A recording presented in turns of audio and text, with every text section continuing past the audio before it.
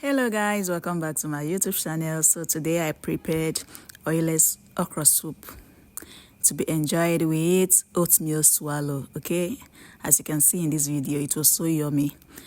I used snail, cow skin, fish to prepare it. So the first step is for me to, I've already washed my cow skin, so I had to pour it into the pot, followed by my already washed fish, mangala fish. Then the next one is for me to add my peppered snail in my freezer. So I wanted to use it to prepare this oilless okra soup. So the next one, I added my grinded crayfish into the pot, followed by blended pepper, as you can see in this video. Don't forget to subscribe to my YouTube channel, and thanks for watching my videos. So the next one, I added seasoning cubes, as you can see in this video. After I added seasoning cubes, the next one, I added sea salt. I added salt into the pot, as you can see in this video. Don't forget to subscribe to my YouTube channel, and thanks for watching my videos. Okay, so the next one is for me to add clean water, as you can see in this video. Yes, I added clean water, enough water into the pot. Then I had to turn it very well before I can now finally cover my pot and set it on fire so that it can cook for at least 2 to 3 minutes. Don't forget to subscribe to my YouTube channel, and thanks for watching my videos. If you're a first timer, welcome to my YouTube channel. So I just covered the pot. I had to set it on fire so it can cook. So as you can see, it is on fire. I am making use of electric cooker. So as you can see, so after 2 to 3 minutes, I had to shake salt to taste. Then after that, I added my already chopped okra, as you can see, into the pots, and I had to gently turn them very well, as you can see in this video.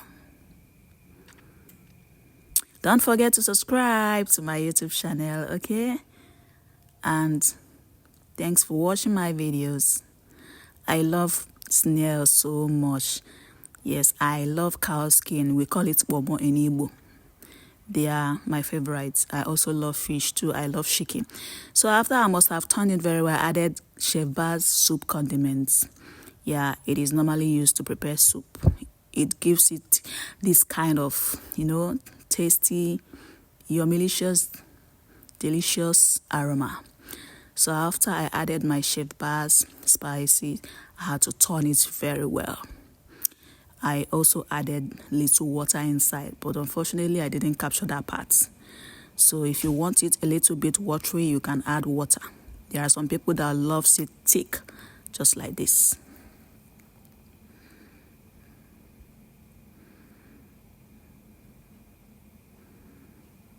So I also added fresh pepper inside, another one, to give it that reddish look.